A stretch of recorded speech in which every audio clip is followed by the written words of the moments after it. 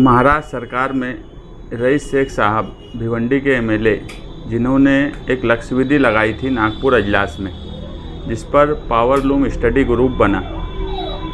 वो power loom study group के तहत मालेगांव में एक पावर लूम परिषद ली गई और रईस शेख साहब प्रताप उगाड़े आए और उनके सामने सारी सिचुएशन रखी गई। उसके बाद जो है पार्लियामेंट इलेक्शन से 2 दिन पहले 14 मार्च यानी आचार संहिता लगने से पहले गवर्नमेंट ने एक नोटिफिकेशन जारी किया, जिसमें सब्सिडी पावर लूम मराकज़ और पावर लूम सेंटर को मिले।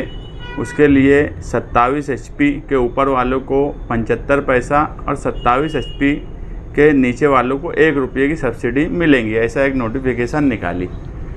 इलेक्शन से आचार संहिता से 2 दिन पहले निकलने की वजह से उसमें जो अटी शर्ती थी वो इतनी सख्त थी कि उस पर अमल करना मुमकिन नहीं था। उस वक्त रईस शेख साहब से बात हुई तो उन्होंने कहा कि अभी आचार संहिता लग गई है, इसलिए कुछ हमको करते नहीं आएगा।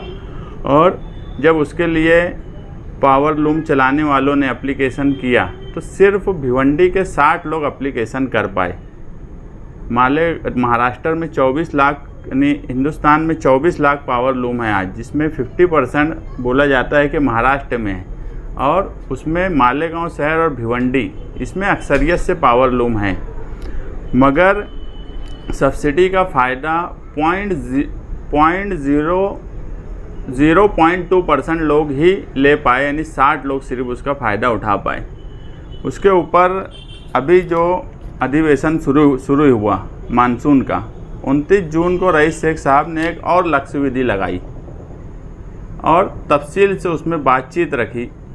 टेक्सटाइल मिनिस्टर जो है चंद्रकांत दादा पाटिल, उन्होंने उस लक्ष्यवेधी पर लक्ष्यवेधी सूचना क्रमांक 1357 रईस शेख और अबू आसिम आज़मी के नाम से लगी थी। उस पर चंद्रकांत दादा पाटिल का जवाब महाराष्ट्र विधानसभा में जो लक्ष्यवेधी थी सन 2024 के पौसाड़ी अधिवेशन श्री रईस शेख अबू आसिम आज़मी विधानसभा सदस्य यानी महाराष्ट्र विधानसभा नियम 101 अन्य दिलेली लक्ष्यवेधी सूचना क्रमांक 1357 पुढील प्रमाणे आहे, उसके ऊपर उन्होंने फैसला किया। और ये बड़ी खुशी की बात है महाराष्ट्र के तमाम ही पावर लूम सेंटर्स के लिए कि जो अटी शर्ती ऑनलाइन की थी उसे ख़त्म किया गया और उसे आसान किया गया। मेरी मालेगांव शहरियान की तरफ से समाजवादी पार्टी, अबू आसिम आज़मी साहब और रईस शेख साहब और चंद्रकांत दादा पाटिल का शुक्रिया अदा करते हैं कि उन्होंने इस पर तवज्जो दी और इसको ख़त्म किया।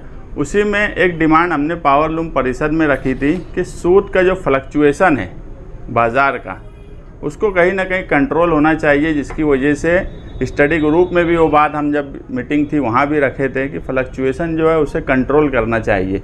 मगर जो उन्होंने जो लिख के दिया कि ओपन बाज़ार होने की वजह से ख़ास तौर से विदर्भ और मराठवाड़ा इन हिस्से के किसान और ओपन बाज़ार होने की वजह से उस पर हम अमल बजावनी नहीं कर सकते। मेरी रईस शेख साहब से मेरी फ़ोन पर बातचीत हुई, उन्होंने कहा कि इस ताल्लुक़ से भी हम वापस कोशिश कर रहे हैं कि जो फ्लक्चुएशन होता है जिसकी वजह से अचानक बाज़ार गिरता है और बुनकरों का बड़ा नुकसान होता है, तो इस पर भी सरकार तवज्जो दे।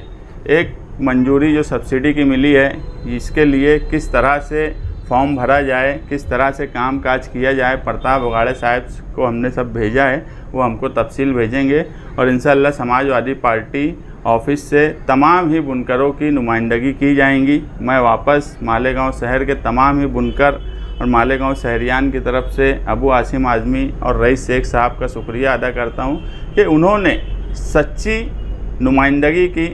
सिर्फ बात करना और बात बोल देना। आप अगर रईस शेख साहब का अधिवेशन का वीडियो देखेंगे, जो कि मेरे ख्याल से मालेगांव शहर में भी हज़ारों लोगों ने देखा है, किस तरह से एक स्टडी किया हुआ आदमी जब बात रखता है तो सरकार को बात मानना पड़ती है।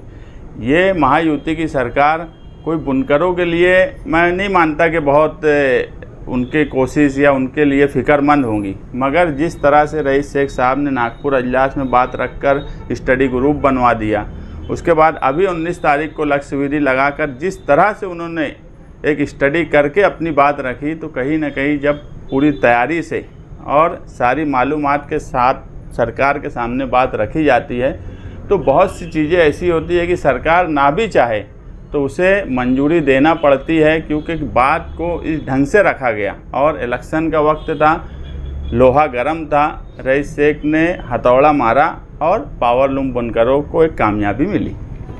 सब्सिडी के ताल्लुक से आपने जो बातें रखी उसकी जो क्रेडिट है आपने सिर्फ अपने अरकान असम्बली को दी, जबकि मालेगांव के रुकन असम्बली उन्होंने भी आवाज़ बुलंद की असम्बली में कई मरतबा, और उन्होंने कल जो बात रखी उसमें गोली के ताल्लुक से जो मालूम फायरिंग हो रही है उसके ताल्लुक से भी अच्छी बात रखी, और बिजली के ताल्लुक से भी बात रखी, पावर लूम के ताल्लुक से भी बात रखी। आपने उनका नाम तक कर उनका शुक्रिया तक अदा नहीं। देखो, मैं तो शुक्रिया की बात जाने दो, इतने बड़े सेंटर महाराष्ट्र में जितने सेंटर थे, इचलकरंजी, नागपुर, भिवंडी, आप सिर्फ एक बात से अंदाज लगा लो कि नुमाइंदगी किस तरह की। स्टडी ग्रुप में उनको नहीं लिया गया। मालेगांव शहर में 3 लाख से ज़्यादा पावर लूम होने के बावजूद अगर यहाँ के एमएलए को स्टडी ग्रुप में नहीं लिया जाता तो नुमाइंदगी किस तरह की। 1 मिनट बाद बोल देना ये नुमाइंदगी नहीं होती। दूसरी बात, गोली जो मालेगांव शहर में चली माजी महापौर अब्दुल मालिक पर, उस ताल्लुक़ से उन्होंने कुछ भी बात नहीं बोली। मैं तो ऐसा मानता हूं कि उन्होंने असम्बली में बात जो बोली पुलिस की चापलूसी की और पुलिस की जांच को सही ठहराने की कोशिश की। उन्होंने ये बोला कि मालेगांव शहर में गोली चल रही है, पुलिस के पास बल नहीं है, पुलिस के पास सहूलत नहीं है। अरे पुलिस कार्रवाई सही कर रही है कि नहीं कर रही है, इस पे बात बोलो। अगर ये बात बोली जा रही है कि पुलिस की कार्रवाई सही नहीं है तो उस पर तो उन्होंने कोई बात नहीं बोली। उल्टा ये हुआ कि जो कार्रवाई हो रही है उसकी लीपापोती कर दी गई असम्बली में। तो मेरी ऐसी समझ है कि उन्होंने जानबूझकर इस तरह की बात बोली कि वो मामले को पुलिस की जो तफ्तीश है वो सही ठहराने की कोशिश उन्होंने असम्बली में की। और पावर लूम के सवाल पे उनकी नुमाइंदगी ज़ीरो ही रही है मालेगांव शहर में। अच्छा देखो, ऐसा है कि अबू आसिम आज़मी का भी नाम था, सब था। क्रेडिट मैं एक बात सिर्फ मानता हूँ कि जिस शहर में 3 लाख से ज़्यादा पावर लूम हो, जहाँ पर नागपुर में आज 50,000 पावर लूम नहीं है, वहाँ का आदमी नुमाइंदगी कर रहा है स्टडी ग्रुप में। जहाँ पर 3 लाख से ज़्यादा पावर लूम है, अगर वहाँ के एमएलए को नुमाइंदगी ही पावर लूम स्टडी ग्रुप में नहीं मिली तो उनकी कोई बात ही नहीं हो सकती। असम्बली में कोई बात बोल देना और किसी का नाम ले लेना ये नुमाइंदगी नहीं है। बहुत से लोग चापलूसी करके भी नाम अपना लगवा लेते। चापलूसी करना एक अलग चीज़ है और किसी का हक लेना, लड़ के हक लेना और तैयारी करके हक लेना, ये एक अलग चीज़ है। नाम लेना ये नुमाइंदगी मैं कभी नहीं मानता, ना इसको नुमाइंदगी मानना चाहिए। सियासत इसमें नज़र आने का सवाल नहीं है। बोलना ये कोई सवाल कभी हमारे सामने रहा ही नहीं कि वो असम्बली में बोले। असम्बली में कौन सी 5 साल का पीरियड हो गया, कोई एक बात हमको बता दी जाए कि उन एमएलए ने मालेगांव शहर के असम्बली में अगर 1 मिनट 1.5 मिनट बोले तो उसके असरात पड़े हों। किसी भी फील्ड में कभी असरात नहीं पड़े।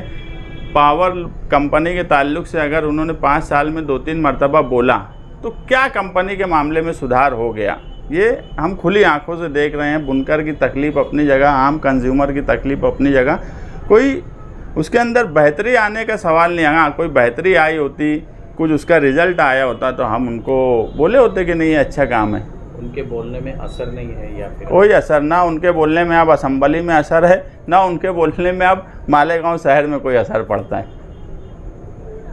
नुमाइंदगी के बारे में मैं ये कहूँगा कि माजी में हम ये देखते आए हैं कि जिस वक्त तो असम्बली के इजलास जारी होते हैं उस वक्त तो महावितरण कंपनी जो है बहुत एक्टिव हो जाती थी। उसकी वजह ये रहती थी कि हमारे ताल्लुक़ से कोई सवाल ना हो जाए वहाँ पर, इसलिए वो उस वक्त तो कम से कम असम्बली इजलास जिस वक्त तो चलता था उस वक्त तो सर्विस बहुत अच्छी मिलती थी। अभी तो ऐसा है कि ये मुसलसल 3-4 पॉइंट हर असम्बली इजलास में ये उठाते हैं और आज की तारीख में कंपनी का ये हाल है कि 3-3, 4-4 दिन हो गए हैं लोगों के डीपी फेल हुए हैं, इनके पास डीपी सिल्लक नहीं है, ट्रांसफार्मर सिल्लक नहीं है। तो अब इसको बेहतर नुमाइंदगी कहेंगे या उम्दा नुमाइंदगी कहेंगे, आप फैसला कर लें।